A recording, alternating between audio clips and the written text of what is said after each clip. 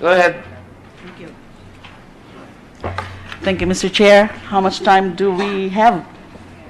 We are supposed to adjourn, I will suspend. tell you what time. Thank you. Thank Go you, ahead. Mr. Chair. Tama ho yun. Marami po akong tanong. So, I'll just maximize until when we need to stop. Opo. Attorney, Actually have more than 25 minutes unless somebody comes out. So go ahead. thank you, Make Mr. our Chair. Attorney Argusino, I respect your feelings and emotions because I know exactly what it feels to be falsely charged. But I don't think I can commiserate with you now dahil hindi pa ho ako kumbinsido na inosente kayo sa usapin na to.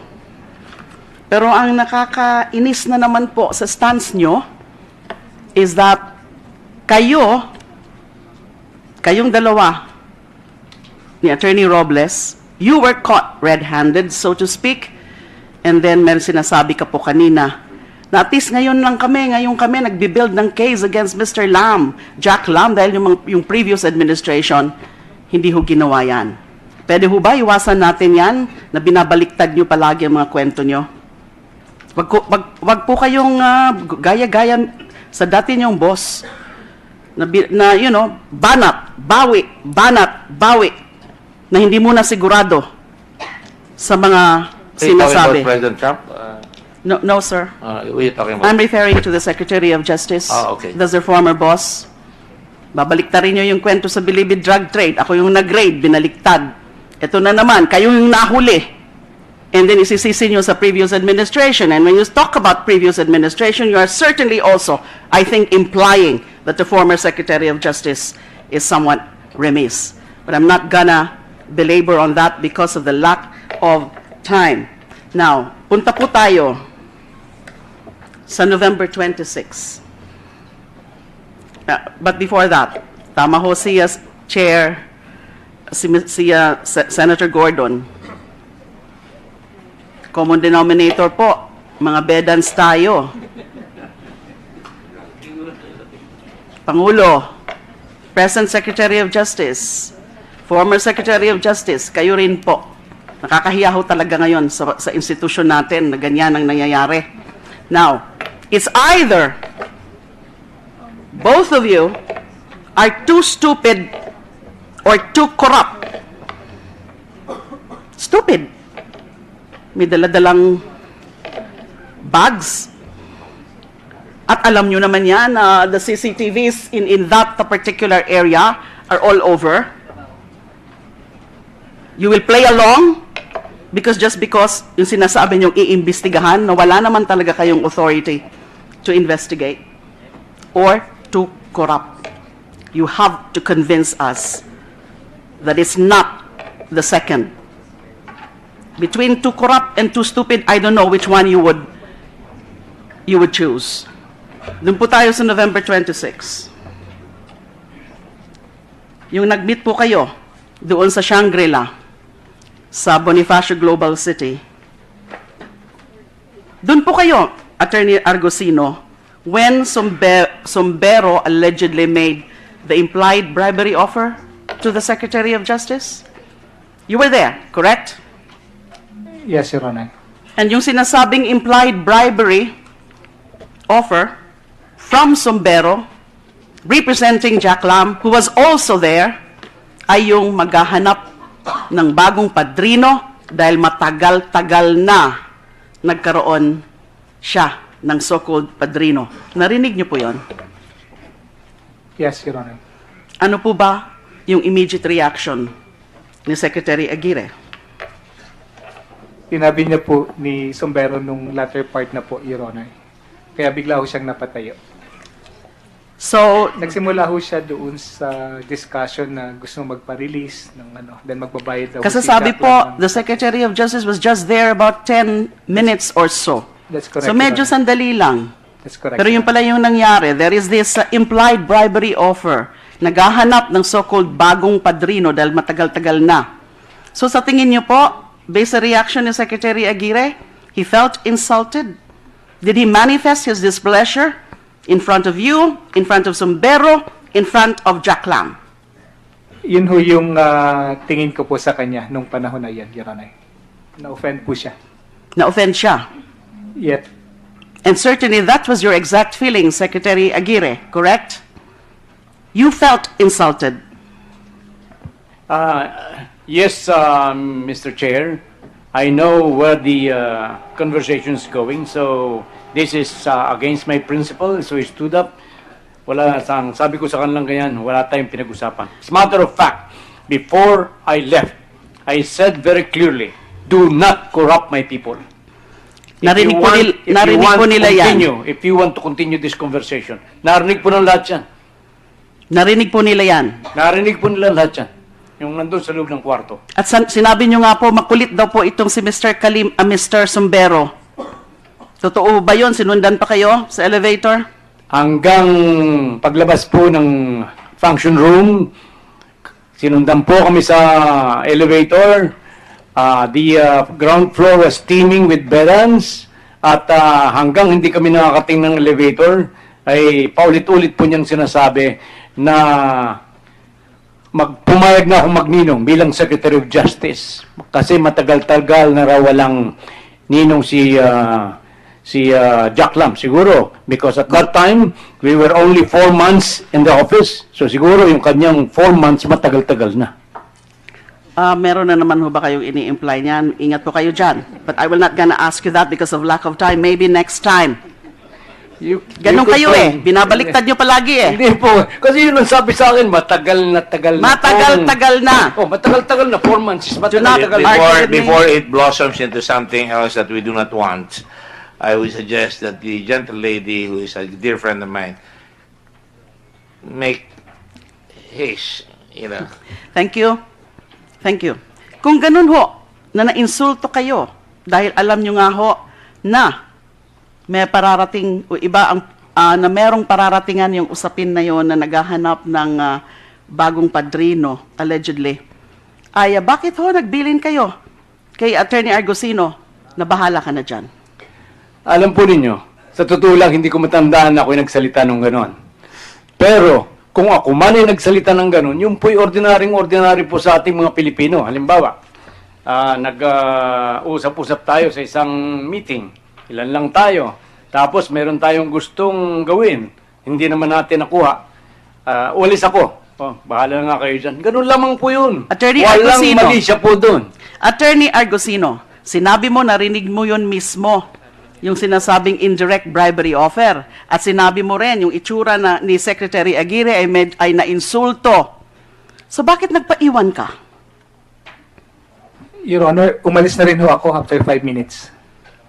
Pero di ba, in that 5 minutes, dito po sa complaint affidavit ni Mr. Sumbero, paragraph 26, I returned to our meeting place and there, outside of the VIP room of High Street Cafe, Associate Commissioner Al reiterated his demand. Itong sinasabi niya dito, nung nakaalis na si SOJ, dahil nga pumunta na siya dun sa event. Correct? On the same hotel. I returned to our meeting place and there, outside the VIP room of High Street Cafe, Associate Commissioner Al, this refers to you, reiterated his demand and told me, quote, marami yan. May nakarating na offer na 37 pero hindi kami umano. Anong sa tingin mo? Magkano? I replied to him, hindi ko alam ang anong idea mo. Next paragraph, paragraph 27, he replied, referring to you, ikaw, what is your suggestion? I responded, wala akong idea. He replied, again, referring to you, pwede bang 100? I told him, sasabihin ko. You deny that? There was an exchange of this mention about certain amounts after, Yes. immediately after, your former boss left that place. Yes, Your Honor, I denied that. Kasi, Your Honor, I just met Jack Lam for the first time. I just met for the first time yung dalawa pong interpreters. And it's only the second time na na-meet ko ho si Sumbero. So, coming from that 10-minute conversation, hindi ko ho maisip na the first words that would come into my mind is magkano ang meron dito. Hindi ko po masasabi yun, Your Honor. 10 minutes lang po yun. And then parating nga po si Secretary Aguirre. And yet, even after that, nakipag-meeting pa rin kayo that same night. Yes, Your Honor. And ilang oras hanggang umaga. And doon ang nangyari yung pagbigay ng una muna 2, then 3 bags, naging 5, umalis kayo, kitang-kita, dala nyo yung mga bags. So what was that? I mean, kakasabi nyo pa lang that your former boss exhibited some displeasure nung merong indirect bribery offer. Pero nakipag-meeting pa rin kayo after that supposedly brief meeting at the Siang Bonifacio Global City. Actually, yun na nga po yung gusto ko po talagang malaman. Kasi bago ho ako kay Presidente Duterte, gusto kong malaman bakit ganito yung tema ng pag-uusap ni Wally Sumbero. Dahil si Wally po, product ko kasi I'm sorry to say, Your Honor, product ko kasi siya ng previous administration. So, but I'm not accusing anyone, Your Honor. So, doon po ako nag-start na sabi ko, anong meron dito? Alamin natin lahat yan kay Mr. Sumbero, ha? Ano yung Marami mga pong ibig salamat, sabihin Your Honor. yan na mga matagal-tagal na walang padrino, etc. And then yung sinasabi mo na bata siya ng previous administration. Ingat kayo sa mga ganyang statement nyo, ha? Wala Now, po akong next. sinasabihan, Your Honor. Okay, Secretary Aguirre, Yes, Mr. Chair. did I get you right nung sinabi niyo po kanina that the very first time that you learned about the extortion or alleged extortion activities of your two previous associate commissioners, BI associate commissioners, was December 9? That was December 9 when I first met with Jack Lam when I went to the NBI. And at any rate, Jack Your- Lam or I'm sorry, Sumbero? Sumbero. May I read for the record, because Wally Sumbero, we were asking about him, texted me at 10:55 in the morning. And may I read for the record with the That is confirmation? today? That's today. Today. May I be Go ahead, please. Sir, for the record, I'm watching the hearing. I have the same words as General Kalima texted you. I'm clearing you of any knowledge on this extortion scandal. I will be working on my best to attend the hearing. I already sent letter to Senator Gordon today. TY po. Noted, but we will ask him again. As Secretary Aguirre, so September 9 nyo po, I'm sorry, December 9 nyo, first time ever na meron ngang extortion activities yung dalawang BI Associate Commissioner. Kasi yung una nyo pong siniwalat sa media ay yung tungkol nga dun sa indirect or yung implied bribery offer. Correct? That's right po. And therefore, wala kayong kaalam-alam dun sa yung supposedly nangyayari na mga whatever negotiation between them and Wally Sumbero Meron na until po. December 9. Meron na po, before December 9. Kumakalat na po ang balitang mayroong nangyaring ganun. Pero, But the first time I talked to Sombero, in order to get it straight from his mouth, was December 9. to Mr. Sumbero, That's right. but you never talked to General Kalima or to Commissioner Morente about it, considering Actually- that these two associate commissioners, former associate commissioners, were the various subordinates also, direct subordinates of Commissioner Morente. We were texting with General Kalima.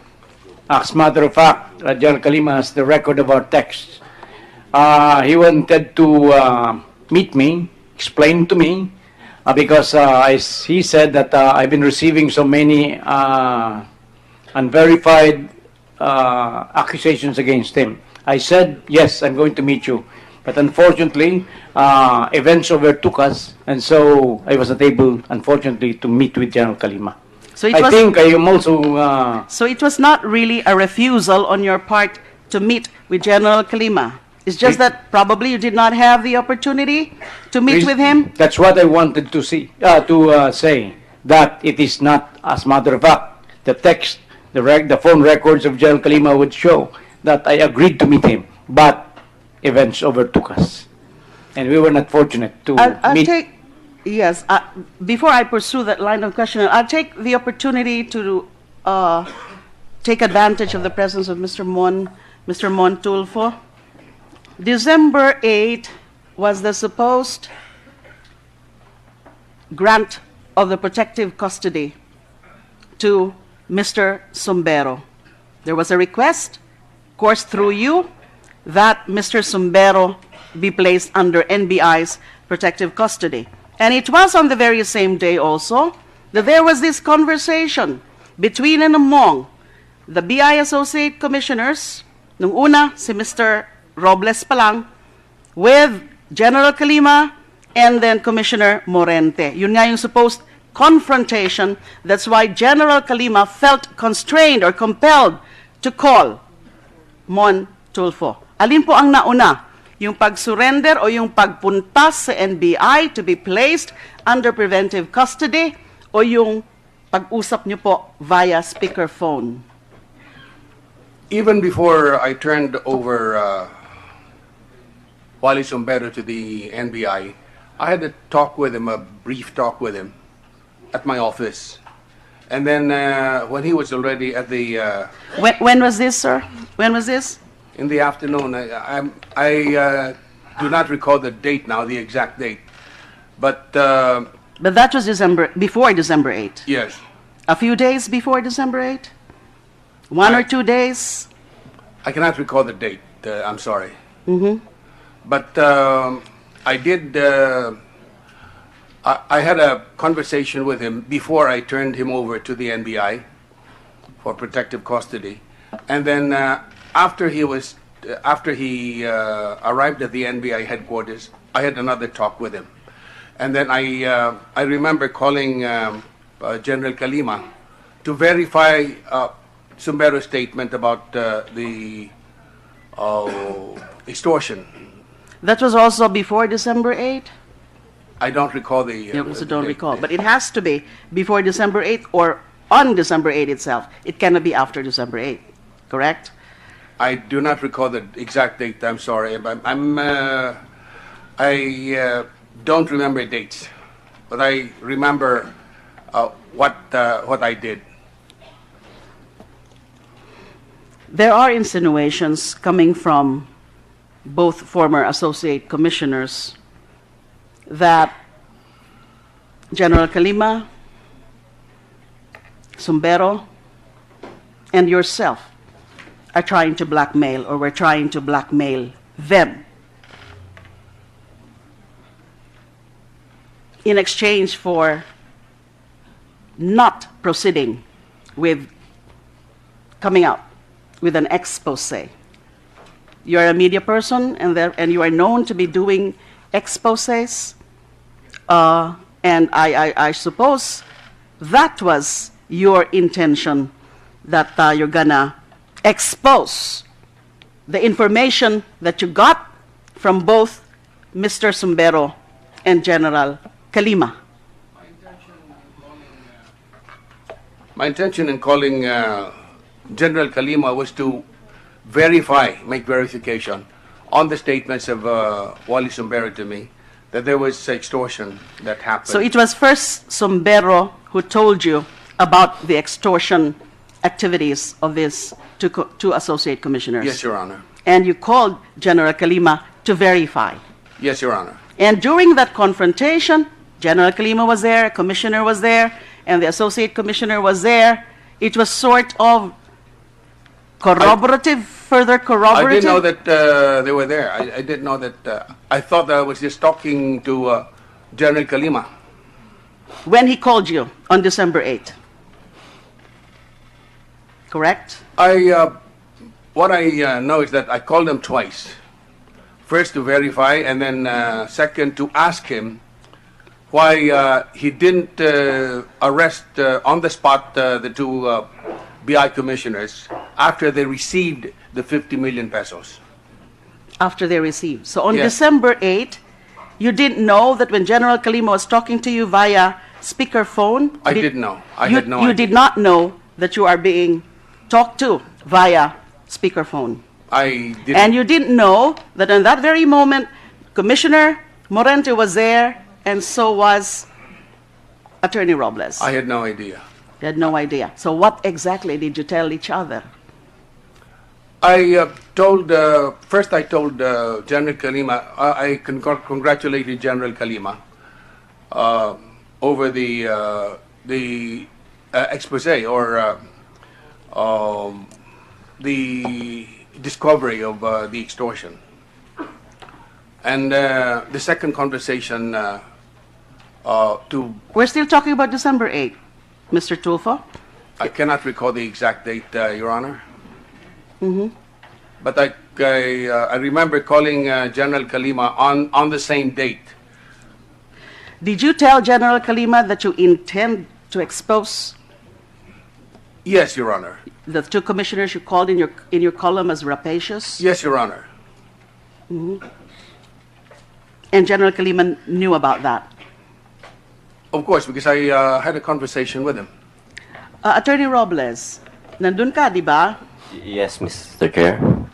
So para bang, kaya nga confrontation kasi para bang dun sa'yo sinabi ni General Kalima na we have the goods on you. Yes, Mr. Chair. Was that your impression? That there were the goods that General Kalima It all started from...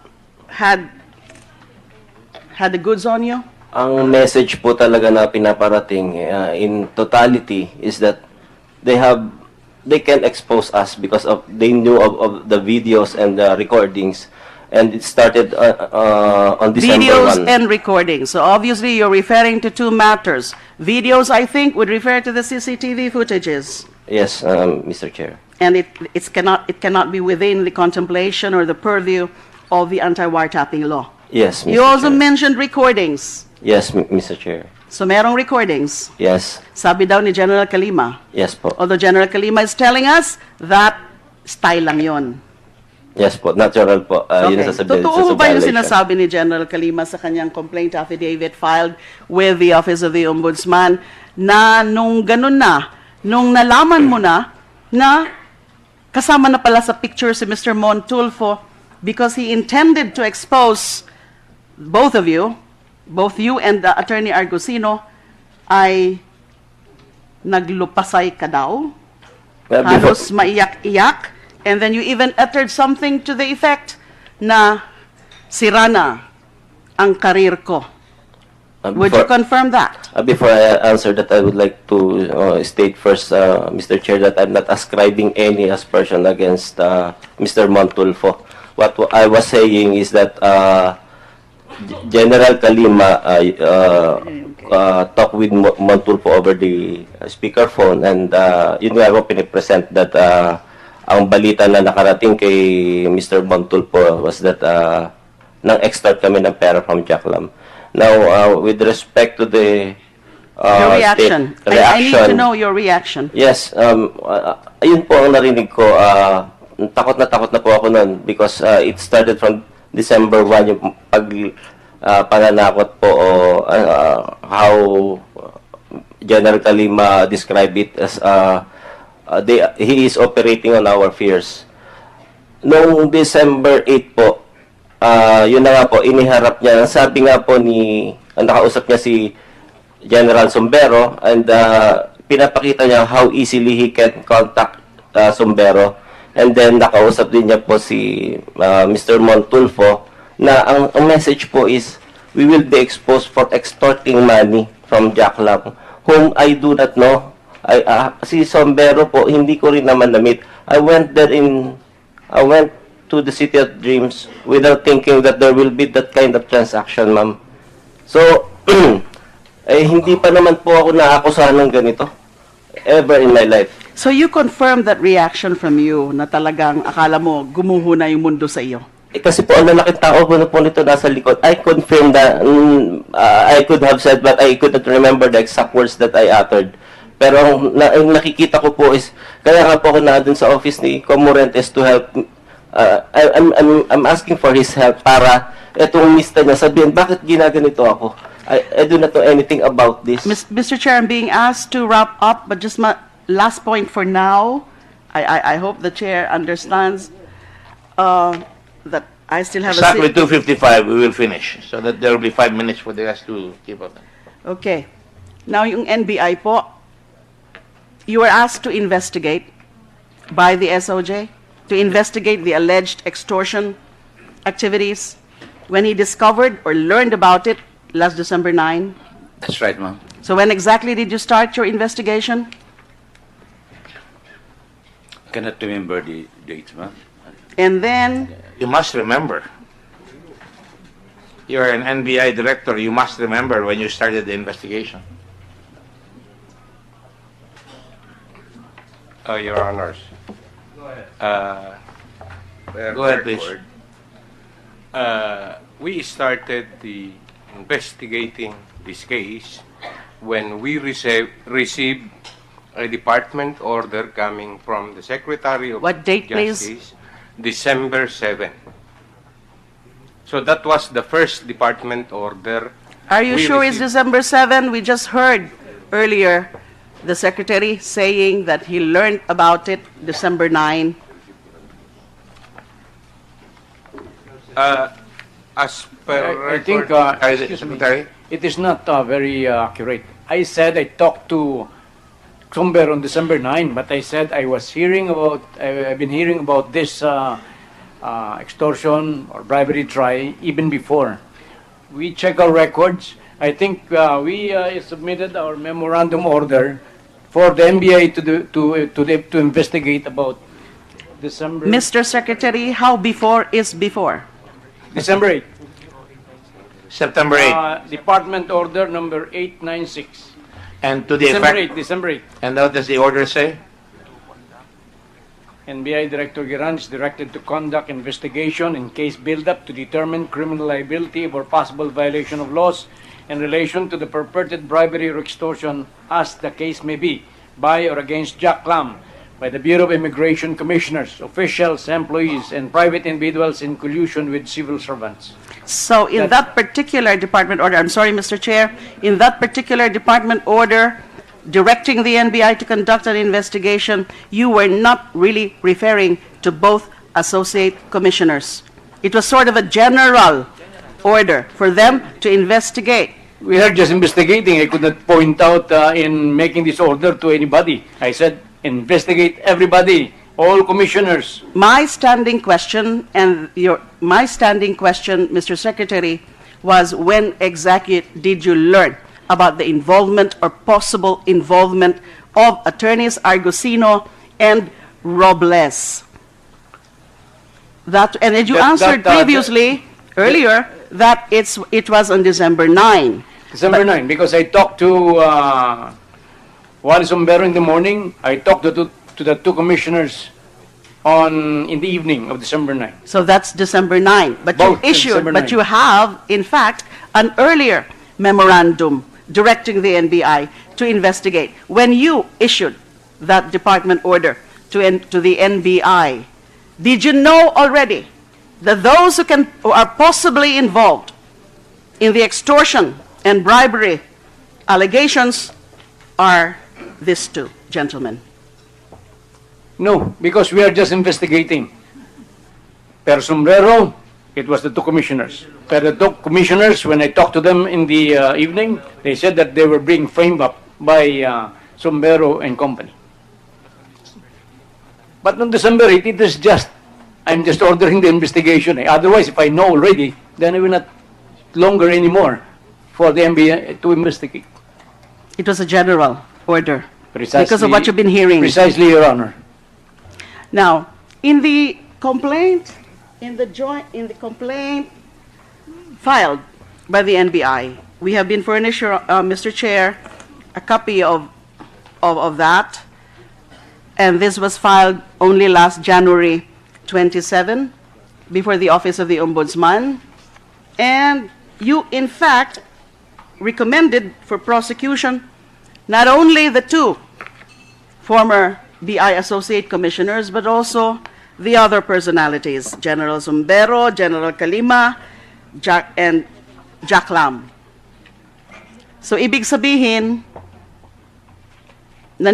hindi nyo pinapaniwalaan pareho yung mga version ng dalawang kampo.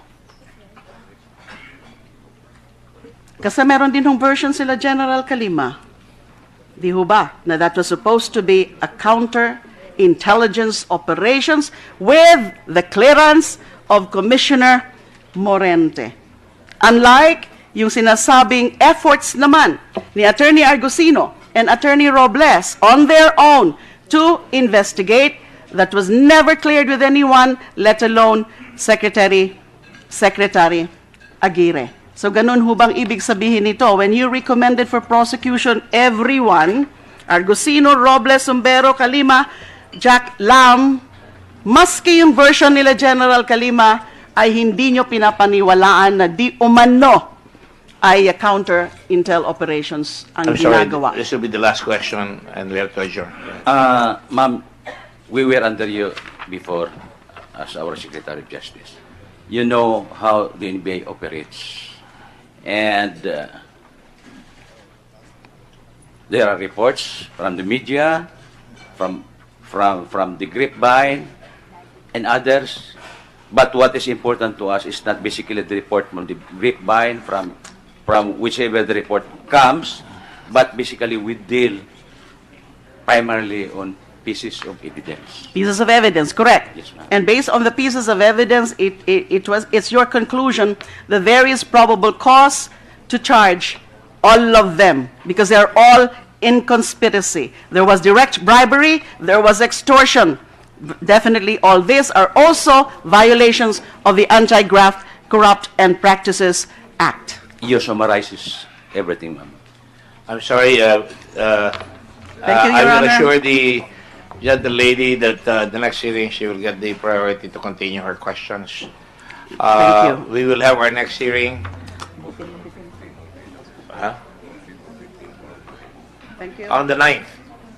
We'd like to finish this on the 9th February. Let all be under notice. We'd like to thank everybody for coming here today, senators as well as the witnesses, as well as the resource persons.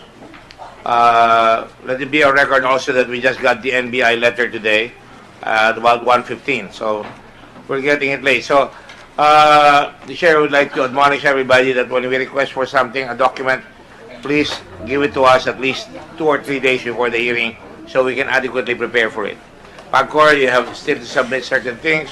Same with the Commissioner of Immigration and many others. In the meantime, we'd like to thank you all, and this session is suspended until the 9th of February at 10 o'clock. Thank you all very much, and mabuhay ang Pilipinas.